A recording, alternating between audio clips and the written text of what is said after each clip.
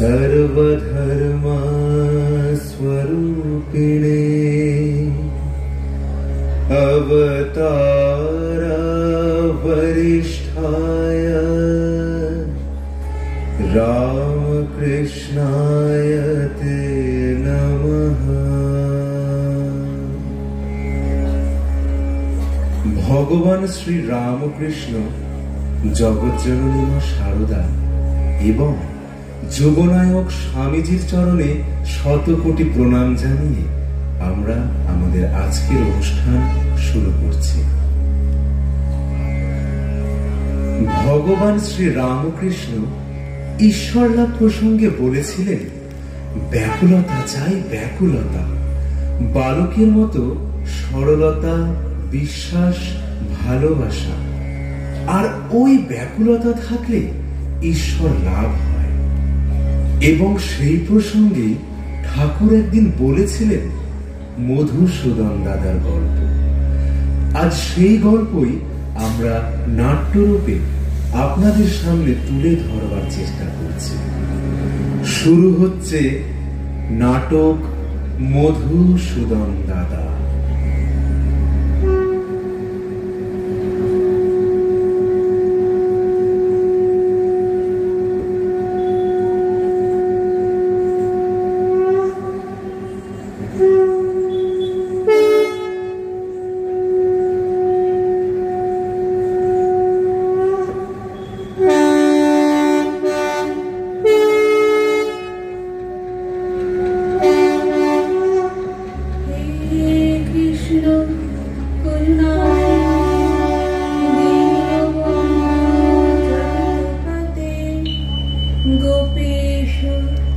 गोपिकाकान्त राधाकान्त नमोस्तुते।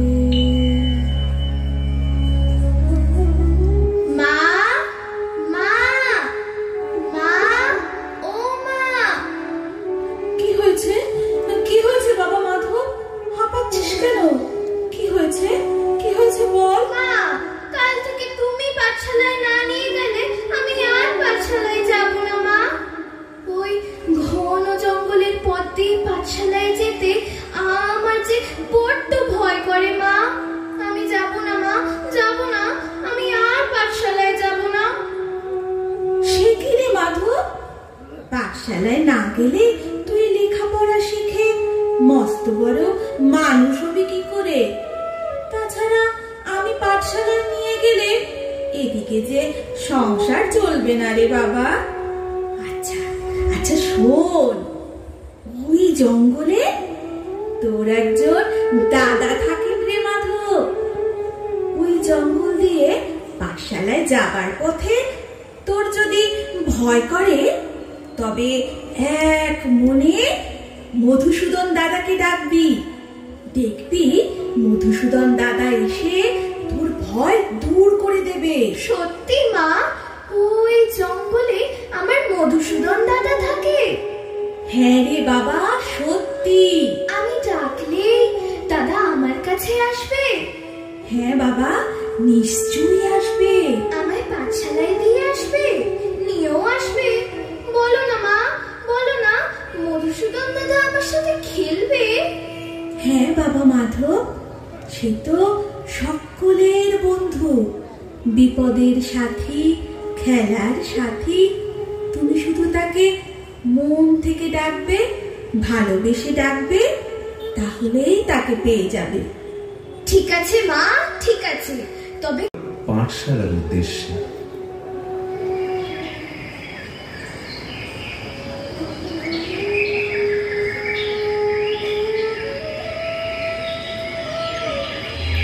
হাঁটতে হাঁটতে জঙ্গলের মাঝে তো চলে এলাম। এদিকে ভীষণ ভয়ও করছে। মা বলেছিল ভয় করলেই মধুসূদন দাদাকে ডাকতে, কিন্তু এই ঘন জঙ্গলে কোনো ঘর বাড়ি তো নেই। তবে যে মা বলল এই জঙ্গলেই মধুসূদন দাদা থাকে। যা হোক, মা যখন বলেছে তখন নিশ্চয়ই দাদা এখানে থাকে। ডাকি তবে, মধুসূদন দাদা, মধুসূদন দাদা।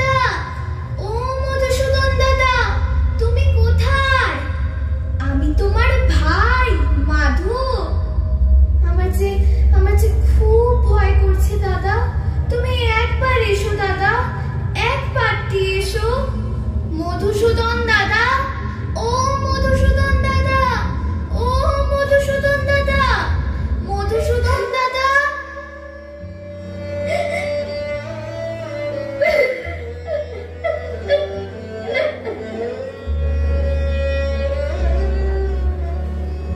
মাধব, ও মাধব, কাঁদছো কেন ভাই? এই তো আমি এসে গেছি, তোমার মধুসূদন দাদা। দাদা, তুমি এসেছো?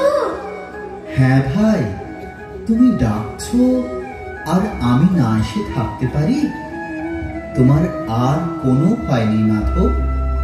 এখন থেকে রোজ রোজ তুমি ডাকলেই আমি চলে আসবো। মধুসূদন দাদা, এই জঙ্গলের পথ ধরে পাঠশালায় যেতে আমার যে খুব ভয় করে। তুমি আমায় পাঠশালায় নিয়ে যাবে দাদা? হ্যাঁ মাধব, তোমায় পাঠশালায় নিয়ে যাব, নিয়ে আসবো, তোমার সাথে খেলবো, তোমায় বাঁশি বাজিয়েও শোনাবো। দাদা, তুমি বাঁশি বাজাতে জানো? কই কই, বাজাও না, বাজাও না একটুখানি, আমি শুনি। বেশ বেশ, শোনো তাহলে।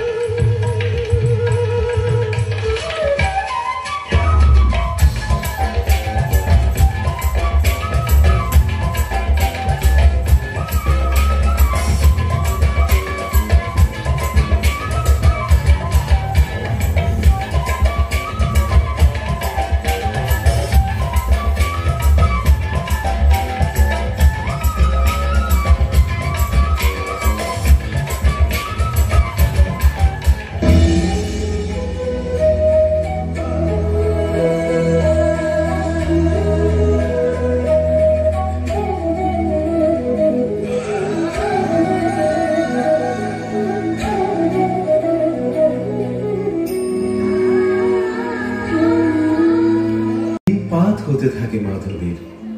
হঠাৎই একদিন পাঠশালার গুরুমশাই তার মায়ের বাৎসরিক কাজের জন্য সব ছাত্রছাত্রীদের দায়িত্ব দিলেন কিছু না কিছু নিয়ে আসবার। মাধবের ওপর দায়িত্ব পড়ল দই আনার। কিন্তু মাধব তো গরিব, কি করে সে অত দই আনবে? আসুন দেখি তারপর কি হয়। মধুসূদন দাদা, আজ আমি পাঠশালায় যাব না। সে কি? কেন ভাই, পাঠশালায় যাবে না কেন? দাদা, আজ গুরুমশাইয়ের মায়ের বাৎসরিক কাজ, তাই গুরুমশাই আমায় দই নিয়ে যেতে বলেছিলেন। কিন্তু আমার মা যে সেই দইয়ের ব্যবস্থা করতে পারেনি। এখন খালি হাতে আমি কি করে পাঠশালায় যাব দাদা? তাতে চিন্তা কি মাধব, তোমার মধুসূদন দাদা আছে তো। এই নাও, এই নাও, এই দইয়ের পাত্র তুমি তোমার গুরুমশাইকে দিও। দাদা, তুমি আমায় বাঁচালে দাদা। আচ্ছা ভাই, ঠিক আছে ঠিক আছে, এখন তবে তুমি পাঠশালায় যাও। গুরুমশাই, গুরুমশাই, এই যে আমি দই নিয়ে এসেছি গুরুমশাই। এ কি মাধব, আমি কি তোর ঠাট্টার পাত্র? এতটুকু দই আমি কার মুখে দেব? তোর এত বড় সাহস, আজ তোকে আমি মেরেই ফেলব।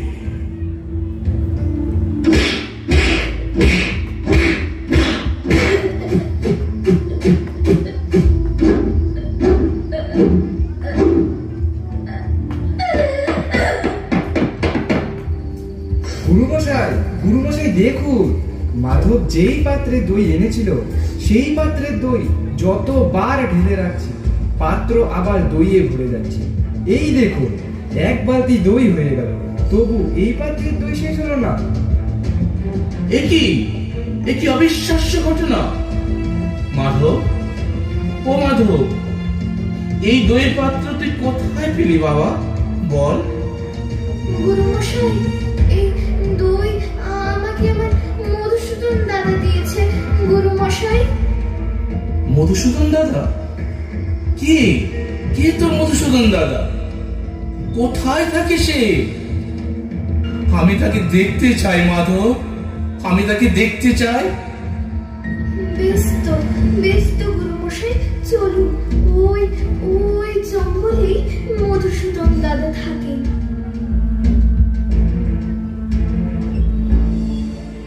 একগুচ্ছ সন্দেহ আর অবিশ্বাস নিয়ে পাঠশালার গুরুমশাই মাধবের সাথে রওনা হলেন জঙ্গলে। সত্যই ওই জঙ্গলে মধুসূদন দাদা নামক কেউ আছে কিনা তা পরখ করে দেখবার জন্য। কই রে মাধব, এ তো ঘোর জঙ্গল, এরকম জায়গায় তো কোনো জনবসতিই নেই। তবে তুই যে বললি এখানে তোর মধুসূদন দাদা থাকে? হ্যাঁ গুরুমশাই, দাদা তো এখানেই থাকেন। তবে ডাক দেখি মাধব তোর মধুসূদন দাদাকে, দেখি কে সে। হ্যাঁ গুরুমশাই, এখনই ডাকছি।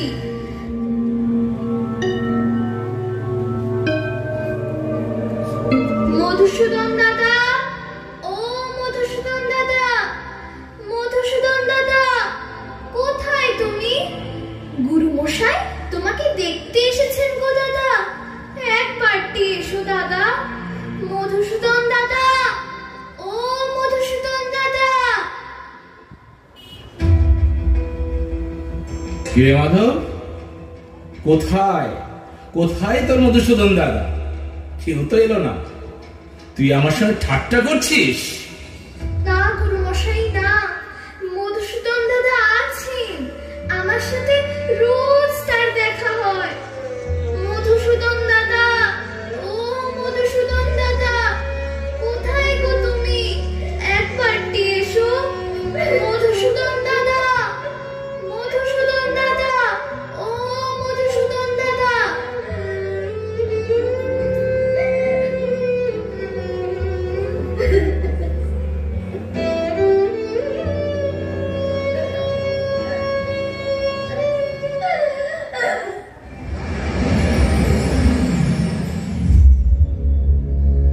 ভাই মাধব, আমি তোমার সাথেই আছি ভাই। তোমার সরল বিশ্বাস আর ভালোবাসা উপেক্ষা করবার কোনো শক্তি যে আমার কাছে নেই ভাই। কিন্তু তোমার গুরুমশাইয়ের মনে আমার জন্য যে কোনো বিশ্বাস নেই,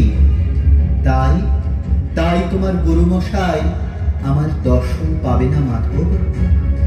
তোমার গুরুমশাই চলে গেলে আমি আবার তোমার সামনে আসবো মাধব, আবার তোমার সামনে আসবো।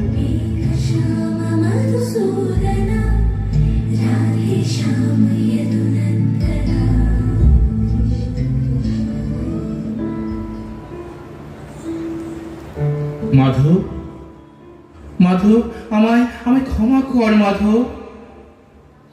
আমি তোকে এবং তোর মধুসূদন দাদাকে অবিশ্বাস করেছি, তাই আমি আমার এই অজ্ঞান চক্ষু দিয়ে তার দর্শন পেলাম না। মাধব, তোর মধুসূদন দাদাকে বলিস তিনিও যেন আমায় ক্ষমা করেন। আসি রে মাধব, আমি আসি। গুরুমশাই,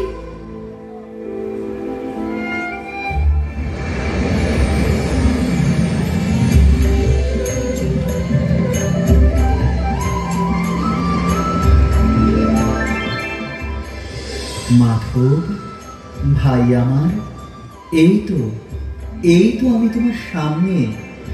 মাধব, এমন সরল বিশ্বাস আর ভালোবাসায় তুমি যতদিন আমায় ডাকবে, ততদিন, ঠিক ততদিন আমি তোমার কাছে চলে আসবো ভাই। দাদা! ভক্তের অটুট বিশ্বাস, শ্রদ্ধা ভক্তি আর নিঃস্বার্থ ভালোবাসা উপেক্ষা করবার শক্তি যে কোনো ভগবানের নেই। প্রহ্লাদের ভক্তিতে আমি নৃসিংহ রূপ ধারণ করেছিলাম, আর তোমার ভক্তি, ভালোবাসা আর বিশ্বাসে আমি মধুসূদন দাদা। তোমার কল্যাণ হোক ভাই, তোমার কল্যাণ হোক, তোমার কল্যাণ হোক।